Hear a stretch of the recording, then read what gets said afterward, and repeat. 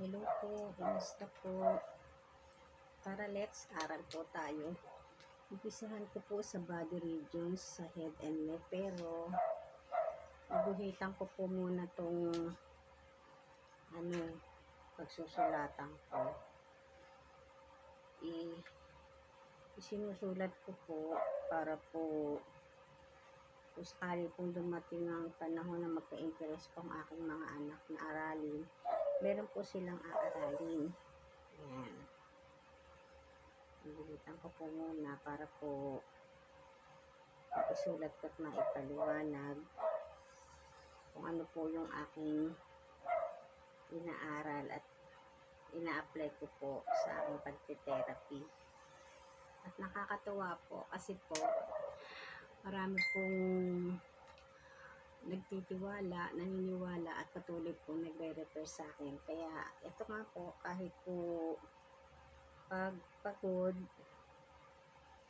pinipilit ko pong isingit sa ang aking pag-aaral gabi po hanggang madaling araw, tapos po tutulog na po ako.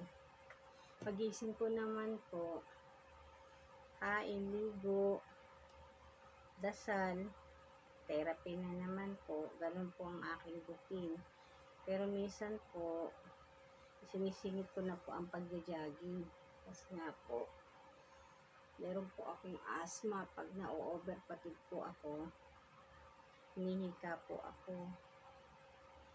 Yan, ganito po ako mag-aral.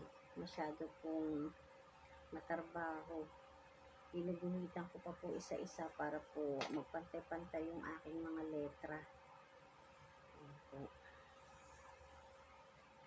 Mag-uumpisa po ako sa umpisa para po maintindihan po ng kung sakali man pong mawala ako sa mundo, maiiwanan po akong pwedeng aralin.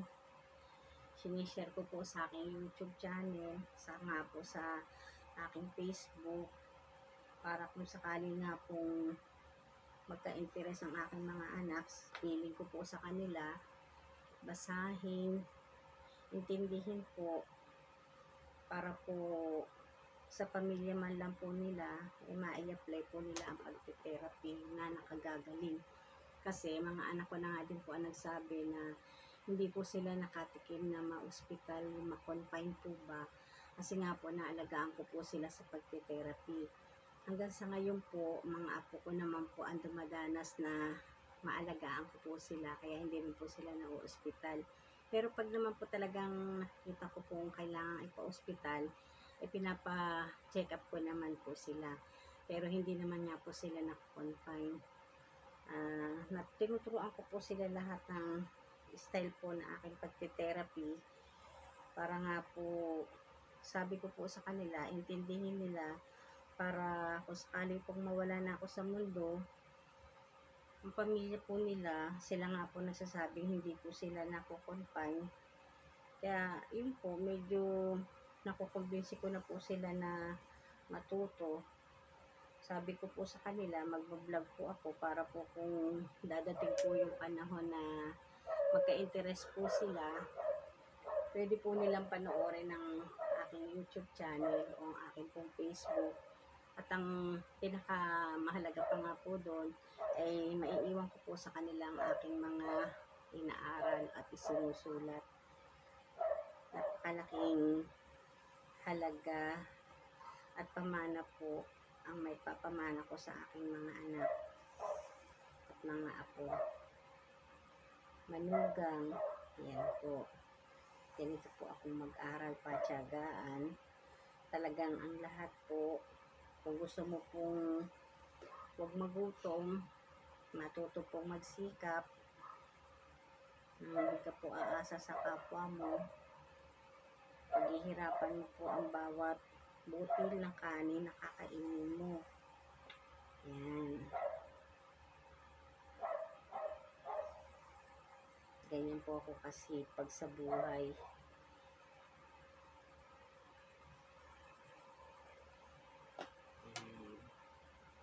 Tapos po, talagyan ko po ngayon ito ng Susulatan ko po, gaya nga po niyan, body regions,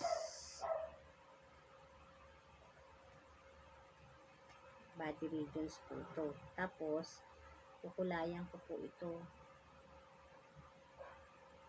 Ayaw tumita yung lapis ko.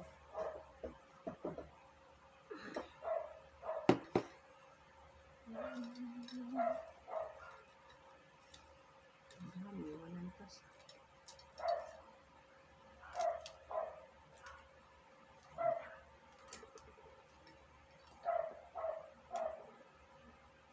Tinta.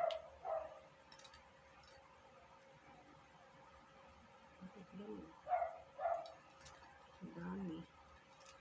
Mahal-mahal nyo Tapos walang tinta.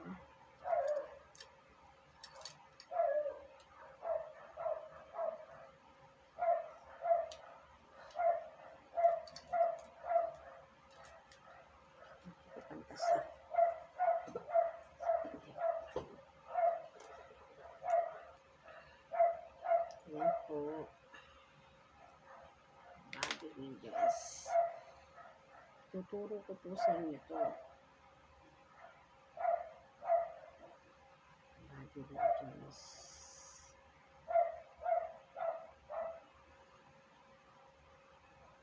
Tuturuan ko po kayo para po kung magka-interest po kayo na aralin, intindihin din po yung mga inaaral ko, malaking tipid na po kayo sa inyong pag-aaral. Kasi po, magkano po ang tuition fee ngayon? Ang pagkakaalam ko po ay 14,500.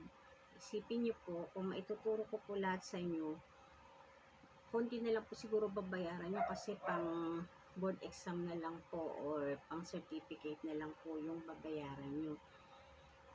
Bali, baka maka-discount po kayo. Siguro po, ang pinakamagandang maitutulong ko po sa inyo, pag naayos ko na po ang lahat sa sarili ko, makikipag-affiliate po ako sa DOH or sa TESDA para po makatipid po kayo sa pang-tuition fee. Maituturo ko na po, yun na lang po yung magiging tulong ko sa inyo. Tapos po, ang babayaran nyo na lang po siguro ay malaking katipiran na po para po kahit pa paano po kung ano man po itong mga nararating ko sa buhay, wala pa man din po kung mataas na nararating. Gusto ko na po makapag-share sa inyo kasi wala na po akong pinag-aaral. Kaya ang pinagtutuunan ko po ay ang makapagturo po sa aking kapwa sa pamamagitan po ng social media. Paano po? Bukas na po ulit ako mag-vlog. Bye-bye po. I love you all and God bless us all. Bye!